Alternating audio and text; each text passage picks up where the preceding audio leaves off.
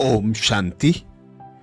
पिता श्री जी के अव्यक्त होने के बाद अव्यक्त वतन से विशेष हम ब्राह्मण भाई बहनों को संपूर्ण संपन्न बनाने के लिए बाप दादा ने दिव्य संदेश भेजे, जिसमें दादी गुलजार जी कहती, आज जब वतन में गई तो सभी बच्चों की ओर से बाबा को याद प्यार दी और अर्जी डाली।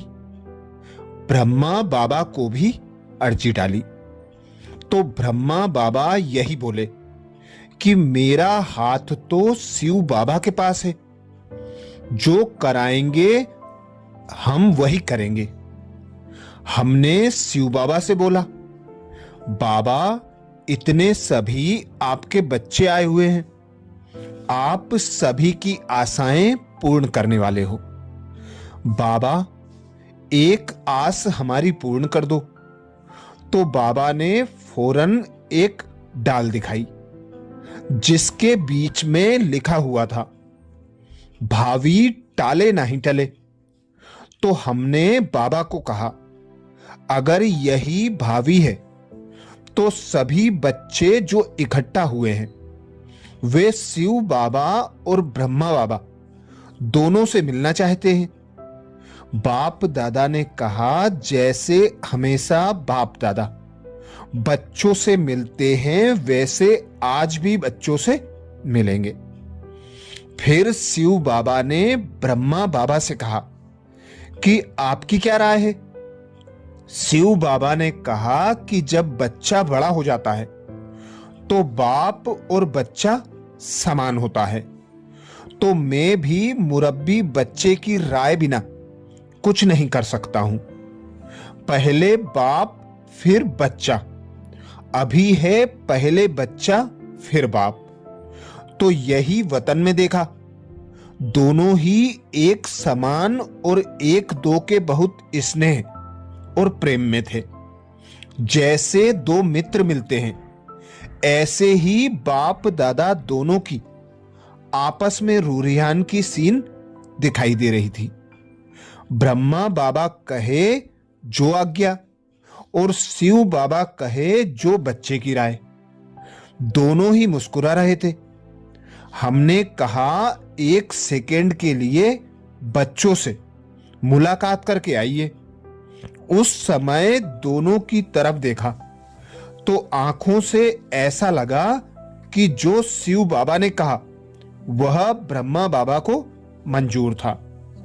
तत्पश्चात बाप दादा गुलजार संदेशी जी के तन में पधारे और बोले, आपको आकारी बनाने बाप दादा अभी भी कायम है और कायम रहेगा। अभी बाप दादा आप रूहानी रत्नों से मिल विदाई लेते हैं, फिर मिलेंगे।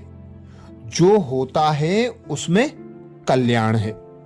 बाप दादा और कल्याण, और कोई शब्द नहीं।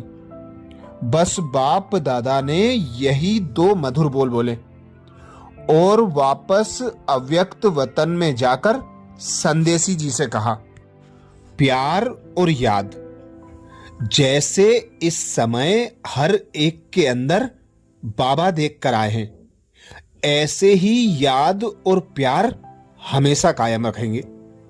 यह याद और प्यार जैसे कि एक रस्सी है, इस रस्सी को कायम रखना है।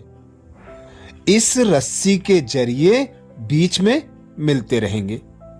बाबा ने कहा, स्थापना का कार्य जो और जैसे आदि से चला है, अंत तक ऐसे ही चलेगा, अंतर नहीं। जिन बच्चों को बाबा निमित्त रखते हैं, उन्हों द्वारा बाप दादा सभी बच्चों को डायरेक्शन देते रहेंगे और बच्चे अनुभव करते रहेंगे कि कैसे बाप दादा की इकट्ठी डायरेक्शन होगी।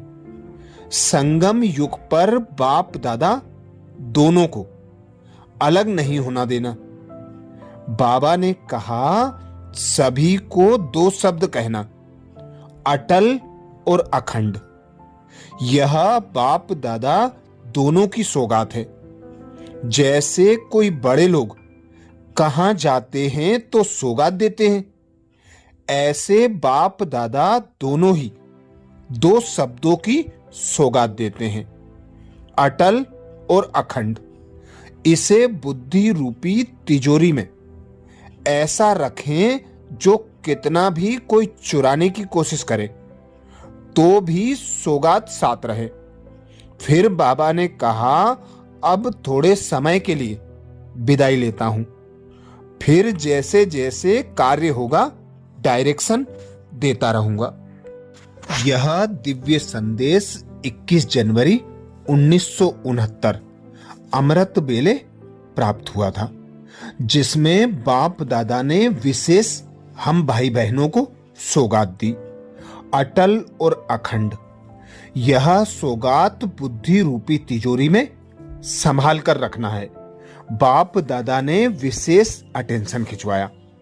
बाप दादा कहते, दो शब्द सदा याद रहे, सदा स्मृति में रहे, प्यार और याद। प्यार और याद ऐसी रस्सी है जिसके सहारे आगे भी मिलते रहेंगे। तो जितना बाबा से प्यार होगा और जितनी बाबा की याद होगी, उतना बच्चे अव्यक्त मिलन की अनुभूति स्वतः और सहज कर सकेंगे। बाबा भी प्यार और याद की रस्सी में बंधा खिंचा चला आएगा। बाबा ने कहा, आपको आकारी बनाने बाप दादा अभी भी कायम है और कायम रहेगा। अभी बाप दादा आप रूहानी रत्नों से मिल विदाई लेते हैं, फिर आगे मिलते रहेंगे। जो भी होता है वह कल्याणकारी है। बाप दादा और कल्याण, यह दो शब्द विशेष स्मृति में रहें। बाबा बोले, स्थापना का कार्य आदि से जैसे चला आ रहा है ऐसे ही अंत तक चलेगा, अंतर नहीं होगा। बच्चों को बाबा निमित्त रखते हैं। उन्हों द्वारा बाप दादा सभी बच्चों को डायरेक्शन देते रहेंगे और बच्चे अनुभव करते रहेंगे कि बाप दादा की इकट्ठी डायरेक्शन होगी। संगम पर बाप दादा दोनों को अलग नहीं होना है। बाबा ने कहा, विशेष दो शब्द स्मृति में रहें, बुद्धि रूपी तिजोरी में सदा रहें, अटल और अखंड। तो यही दिव्य संदेश विशेष 21 जनवरी 1969 को अमृत बेले को प्राप्त हुआ। और आगे दिव्य संदेशों का मनन करने के लिए बाबा के चैनल को सब्सक्राइब करें। अच्छा, ओम शांति।